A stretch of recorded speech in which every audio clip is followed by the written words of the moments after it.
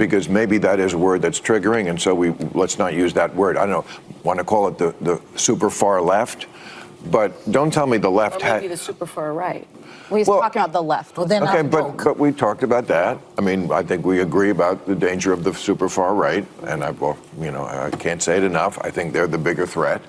But don't tell me that the left hasn't changed. I mean, I'm old enough to remember when it was the conservatives who hated the Jews. Yeah. Okay.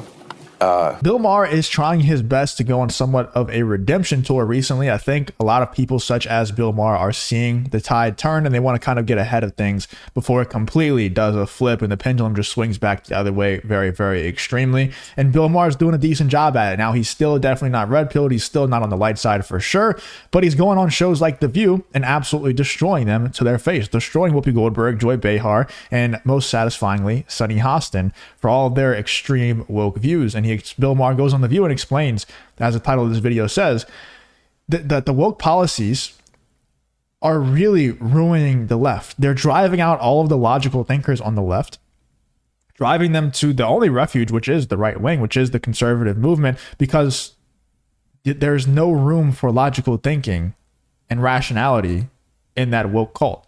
And it's not like they don't even have to leave on their own. If you don't share in their irrational thought, then they will kick you out. You don't even have to leave. They'll kick you out. You don't belong there. So let's check out what Bill Maher had to say about why Trump is actually going to win because of these woke policies and because of these, the woke culture taking over. And Bill Maher just destroying all of the View's talking points directly to their face. Let's check this out. I had a different question, but it struck me that in the first segment you used the term woke, and you said that woke is what was sort of ruining everything. And I know that you're no, I didn't say ruining everything. I said that's why Trump could get reelected. That's why Trump could get reelected. Yeah. So the term woke has been, in my view, co-opted by the right and weaponized and bastardized. And so I was surprised to hear you use the term, because historically, as you know, because I think you're quite brilliant, that woke is a word used by the Black community to note that we must be aware of social injustices. But words migrate. Why is that a bad thing? It's not a bad thing, and originally that was absolutely a great thing.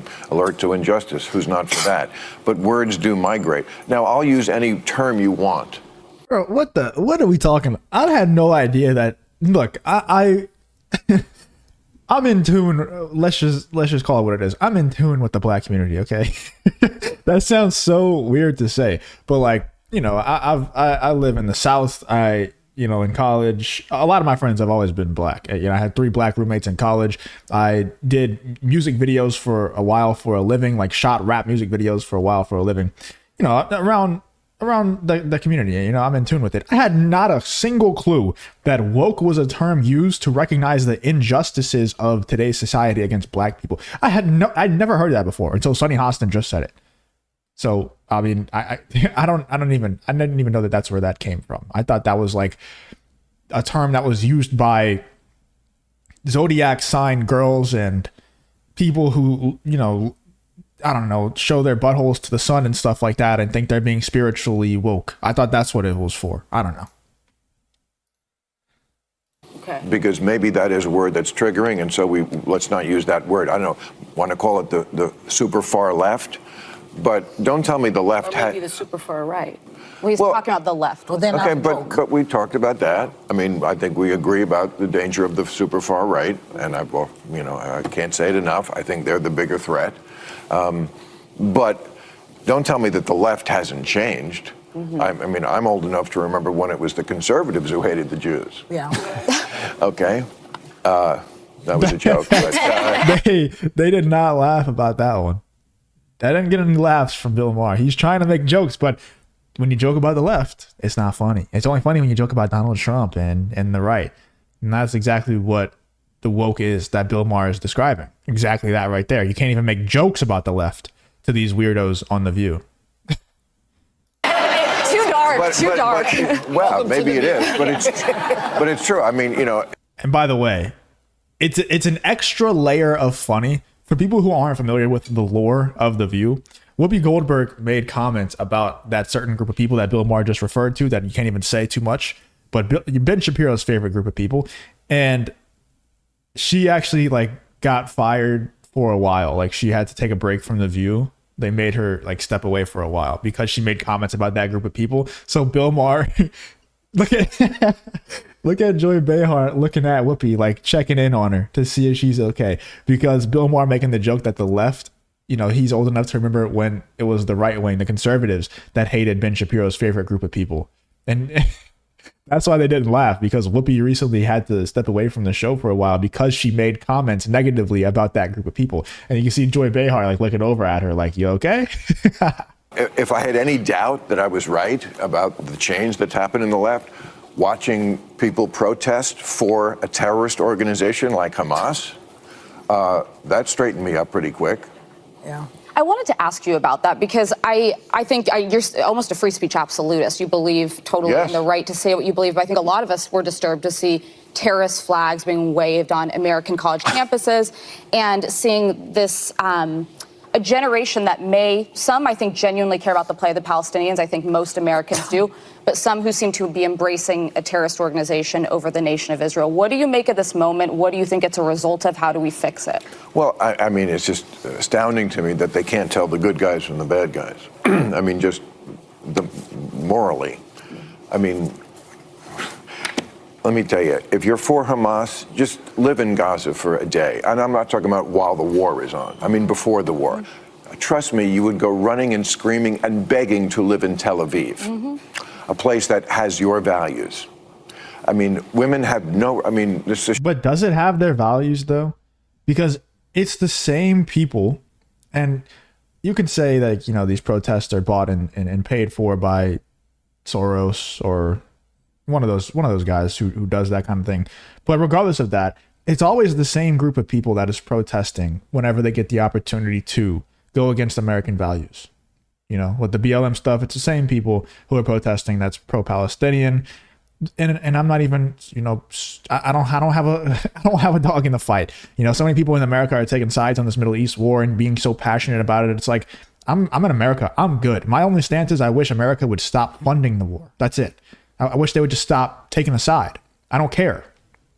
Like, the only thing I care about is the innocents dying. And I wish that would happen less. But unfortunately, that is part of war. But anyway, these people are just taking an opportunity to go against American values. They're just taking an opportunity to protest America every single chance they get, whether that's the Middle East war stuff, the Russia-Ukraine war stuff, the BLM stuff, whatever it is. They're always just taking their opportunity to show we hate America.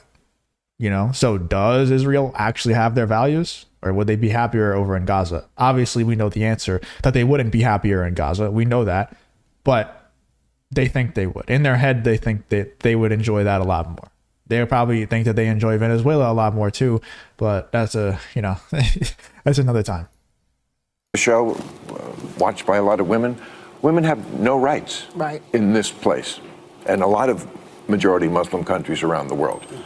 I mean, there is no equal rights as far as speech, dress, opportunities for education, reproductive rights, freedom from sexual violence, freedom from sexual harassment. The LGBTQ community as well. Yes. You that too. But you throw around the term apartheid. There is a gender apartheid in a lot of the world, where women are second-class citizens. At best. Are you at all concerned about the... If you enjoy content like this, then make sure you leave a like and subscribe to the channel. It really does help me out a ton. Let's get back to the video. innocent civilians that have been collectively punished and murdered, largely children and women? And are you at all concerned about the fact that the International Criminal Court just today issued a subpoena for Bibi Netanyahu? Well, that's ridiculous, but it's a war. Why? It's a war. Because it's a war, and they were attacked, and they're defending themselves. Now, this is a war. Do you think Hamas needs to be destroyed? This is the question. Yes. You do? Yes. So how can we do that with a ceasefire? All right. So Hamas needs to be destroyed because they are a terrorist organization who say openly that they want to commit genocide on the Jewish people. You know what's like? Obviously, we have to stop it here. They're getting into too much of the weeds for me to be able to actually show on here. But what's crazy about this, and I don't like. This is a dangerous topic. I don't like being on this for too long, but every time it pops up, it's just mind blowing to me. And maybe I'm completely wrong. Let me know in the comments. I might be completely off on this, but it's cool when Israel, not cool, but you know what I'm saying. it's okay whenever Israel gets attacked by Hamas. Obviously, a horrible attack. It was, if the reports are all correct and, they're not being dishonest with them, then it was horrible, absolutely horrible. And it's been a few months now, and the counterattacks haven't stopped, whereas the initial attacks from the original aggressors have. It seems like, anyway. I don't know. Maybe I'm wrong. But whenever, like, if America were to have the same response to a foreign country that had a terrorist attack on America, everybody, like Bill Maher, they would all unite and say how horrible America is for doing what they did. America goes in, and whatever you want to believe about 9/11, put that to the side for a second. The official narrative is that bin Laden was behind it or whatever. They did like a tactical operation where they gathered intel, they had spies, they found out where bin Laden was exactly. And yes, there were casualties along the way, of course, but they went in and had this, tactical operation to kill bin Laden and just bin Laden, take out the head of the snake. And that was good, right? Americans, they celebrated that and everything. But if they were to take the approach of Israel right now and just go ahead and just level the entire city, country, whatever, town that they thought bin Laden was in, or even the underlings of bin Laden, just to try to take out the whole organization, well, obviously Bill Maher and Sonny Hostin and The View would criticize America for doing that, because it would be wrong, because a ton of women and children and innocent civilians would die as a result. And maybe you get bin Laden, but at what cost, And now these same people are defending these same acts, but because it's not America, they're all right with it. That's just mind blowing to me. And maybe I'm super misinformed on that, and maybe I'm wrong about that. I don't know. Let me know in the comments if I am. But obviously, we have to skip ahead a little bit because they're getting too into the weeds of this conversation. But Bill Maher continues, and it gets even worse here, where he just absolutely destroys Whoopi Goldberg and The View. Let's check this out.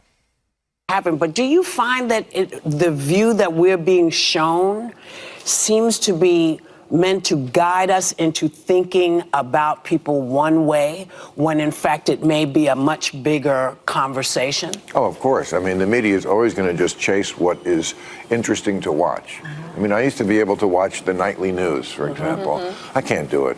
I mean, first of all, it should be called, here's some video we found that's fun to watch. That's not the news. Yeah. Like anything that happens on a plane. Like the plane skidded off the runway. So what? Call me when anybody died, and it's not. The door fell off. Okay, I'm sorry. I understand the door falling off, but you don't want to be up in the air. No. Okay, I'm sorry. That one I needed to know. Okay.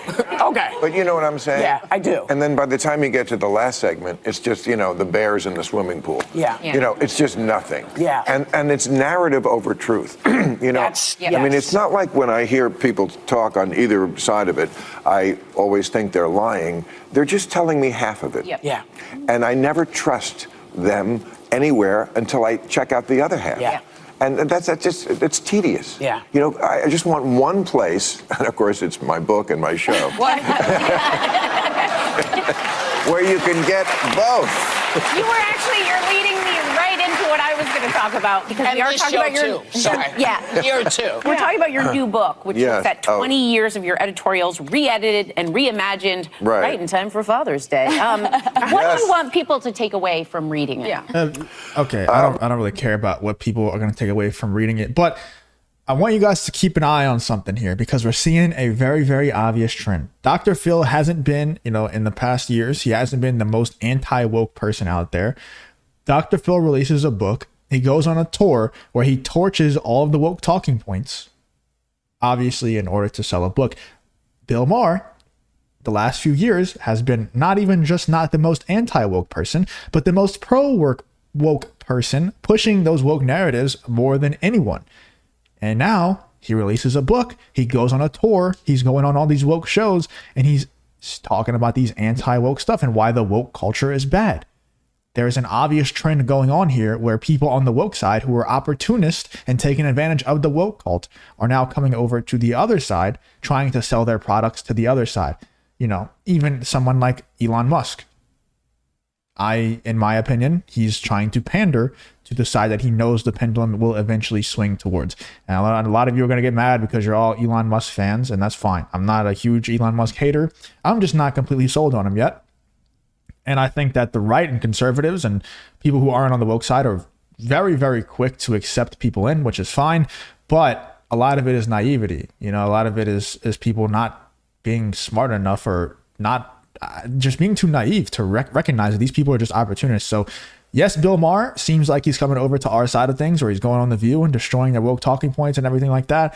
But just keep an eye out, because I'm skeptical of these people. Even Dr. Phil, skeptical of them. And I think they're opportunists just trying to sell products. Anyway, let me know in the comments what you're thinking about what Bill Maher had to say on The View. What do you think about Bill Maher recently in general? And yeah, this whole Bill Maher appearance on The View. What are you thinking in the comments?